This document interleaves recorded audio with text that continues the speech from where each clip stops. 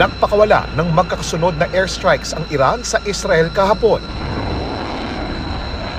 Batay sa ulat na inilabas ng Iranian State TV, gumamit sila ng Kyber-type ballistic missile sa kauna-unahang pagkakataon.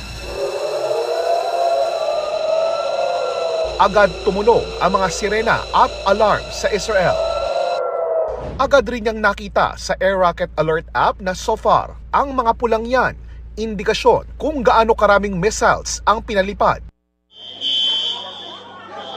Nagtago sa bomb shelters o maman ang mga tao, kabilang ang grupo ng mga Pilipinong hotel workers sa Tel Aviv at mga Israeli hotel guests. Ang dami! Yes, fuck! Yan na naman. Yan na.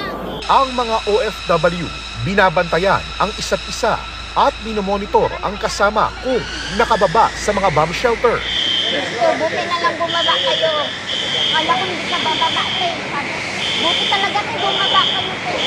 Isa sa mga kasamahan nilang Pinoy, kapapanganak pa lang, 6 na araw ang nakalipas.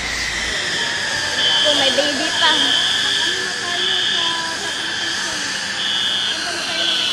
Pero kung dating nasasalag ng defense system ng Israel ang mga short-range ballistic